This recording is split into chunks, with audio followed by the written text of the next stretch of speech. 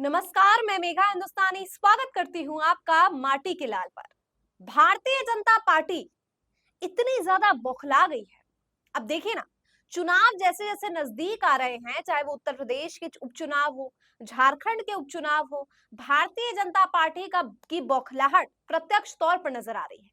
लेकिन बीजेपी के नेता सिलसिलेवार तरीके से ऐसे भड़काऊ भाषण और इस नीचता पर उतर आएंगे, ये किसी ने कल्पना नहीं की थी। हाल फिलहाल में प्रधानमंत्री नरेंद्र मोदी की शब्दावली को लेकर कांग्रेस और आम आदमी इतना जो है भड़क गई। साथ ही लोगों ने ये भी सवाल पूछना शुरू कर दिया कि मुजरा मटन और ये सब शब्दावली के बाद अब क्या ये उम्मीद की जाएगी कि प्रधानमंत्री ये बातें बोलेंगे कि बेटी छीन ली जाएगी। साथ ही मैंने आपको कल उत्तर प्रदेश के मुख्यमंत्री योगी आदित्यनाथ की कुछ ट्वीट्स भी पढ़ाए थे, जिसे पढ़कर ऐसा लगता है कि एक प्रदेश का मुख्यमंत्री इस प्रकार की भाषा का प्रयोग कर रहा है, तो क्या ही उम्मीद की जाएगी भारतीय जनता पार्टी के अन्य लोगों से। और साथ ही मैंने कहा था कि मुख्यमंत्री अगर इस प्रकार की भाषा का इस्तेमाल करेगा, तो इससे क्या होगा, बल मिलेगा बाकी के लोगों को कि लोग कुछ भी बोल देंगे। बीजेपी के जो समर्थक है वो और ज्यादा जो है भड़काऊ भाषण की वजह से जो है नफरत फैलाने का काम करेंगे। अब बिल्कुल वैसा ही नजर आ रहा है। बीजेपी के जो इन्होंने खुद स्टार्ट किया है, चाहे वो मुख्यमंत्री हो, प्रधानमंत्री हो, अब इनके लाइन पर इनके कार्यकर्ता नजर आ रहे हैं। मिथुन चक्रवर्ती ने क्या कहा है वो मैं आपको बताती हूँ, देखिए। और इसको लेकर मिथुन चक्रवर्ती पर अब एफआईआर भी दर्ज हो गई है। तो सवाल ये है कि आखिर क्यों प्राथमिकी मिथुन चक्रवर्ती के खिलाफ दर्ज की गई है। तो इसे समझने के लिए द हिंदू की खबर देखिए, लिखा है FIR against Mithun Chakraborty for proactive statements. तो यहाँ पर एक प्राथमिकी दर्ज की गई है मिथुन चक्रवर्ती, जो भारतीय जनता पार्टी के हैं, उनके खिलाफ, क्योंकि उन्होंने पश्चिम बंगाल में भाषण दिया है और काफी ज्यादा नफरत फैलाने का काम किया है। आगे पढ़िए।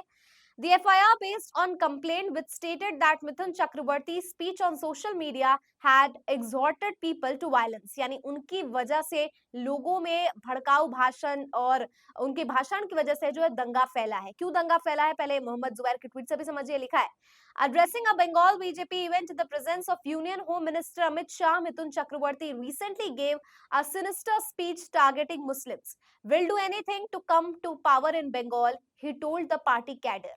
और आप समझ सकते हैं, यहाँ पे लिखा भी है ऑल्ट न्यूज का जो जुबैर के है। At Bengal BJP event Mithun Chakraborty targets Muslims will out you and bury you, will do anything to grab power in 2026। अब जरा सोचिए कि भारतीय जनता पार्टी ऐसी ऐसी भाषा को, ऐसी सोच को इंडोर्स कर रही है कि सत्ता में आने के लिए कुछ भी करेंगे। अरे लोकतंत्र है जनाब, अच्छे से चुनाव निष्पक्ष तौर पर लड़िए। अगर जनता के दिलों पर राज करेंगे तो सत्ता में भी आ जाएंगे, लेकिन सत्ता में काबिज होने के लिए इतनी नीचता पर उतर आएंगे कि मुसलमानों को टारगेट करने का काम करेंगे, तो फिर आप क्या सत्ता में तो छोड़िए, लोगों के दिल में भी जगह नहीं बना पाएंगे।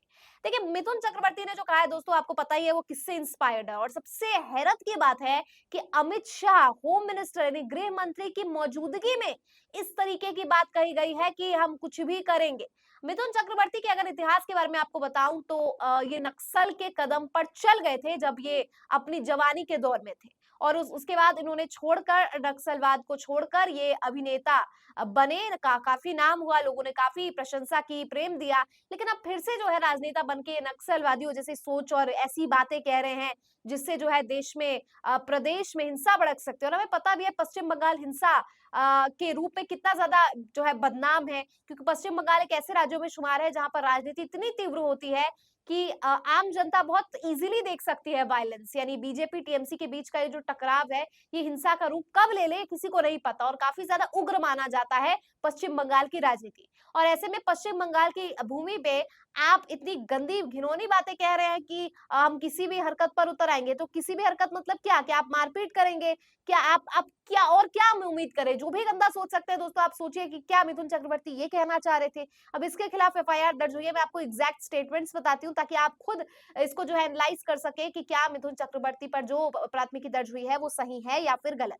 ललन टॉप की खबर का रेफरेंस मेरे पास है, वो मैं आपको बताती हूँ। इस बयान में कहा गया है, अगर मैंने तुम्हें 2 घंटे के भीतर भागीरथी नदी में नहीं फेंक दिया तो मैं राजनीति छोड़ दूंगा। आप 30% है लेकिन हम 70% है। अगर आप सोचते हैं कि आप मस्जिदों को ध्वस्त कर सकते हैं और मुसलमान आराम से बैठ जाएंगे तो आप गलत है। तो ये जो मैंने आपको बताई है स्टेटमेंट, ये दिया है हुमायूं कबीर ने। तो हुमायूं कबीर ने क्यों ये बात दिया है? क्योंकि मतलब यहाँ पे जो स्टेटमेंट दिया था ये जो टीएमसी के नेता है हुमायूं कबीर, उनके स्टेटमेंट के बाद उसका रेफरेंस लेते हुए मिथुन चक्रवर्ती ने क्या कहा है देखिए। लिखा है चुनाव आयोग ने हुमायूं कबीर के इस बयान का संज्ञान लिया था। मतलब पहले उन्होंने स्टेटमेंट दी थी जिसका संज्ञान लिया गया चुनाव आयोग के द्वारा। बाद में टीएमसी नेता किसी बयान का जिक्र करते हुए मिथुन चक्रवर्ती क्या कहते हैं वो मैं आपको बताती हूँ। उन्होंने कहा कि 70% आबादी मुसलमान की। ये जो पहले मैंने आपको बताया है वो कबीर हुमायूं ने कहा और उसके रेफरेंस में कहा गया है। और जबकि चुनाव आयोग उसको लेकर संज्ञान ले लिया है और जो है पूरी कार्रवाई चल ही रही है, तो यहाँ पे बीच में कूदने की क्या जरूरत थी। उन्होंने कहा है कि 70% आबादी मुस्लिम है, 30% हिंदू है। अगर तुम भागीरथी नदी में फेंकोगे तो एक दिन हम भी तुम्हें फेंकेंगे, लेकिन भागीरथी नदी में नहीं, क्योंकि वो हमारी माँ है।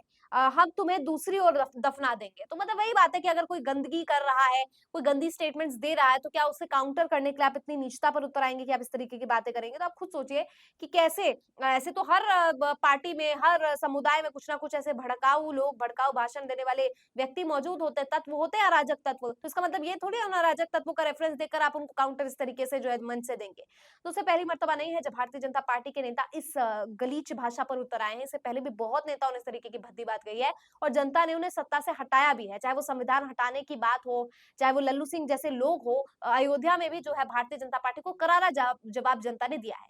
अब देखना होगा कि जो बात बयान दिए गए हैं उस पर क्या पलटवार करती है जनता और क्या पश्चिम बंगाल में मिथुन चक्रवर्ती के खिलाफ प्राथमिकी तो दर्ज हो गई है, कोई कार्रवाई होती है या महज एफआईआर के रूप में ये किस्सा पूरा का पूरा खत्म हो जाएगा। कमेंट करके बताइए आपकी क्या राय है इस पूरी खबर पर। मुझे दीजिए इजाजत, देखते रहिए माटी के लाल। धन्यवाद।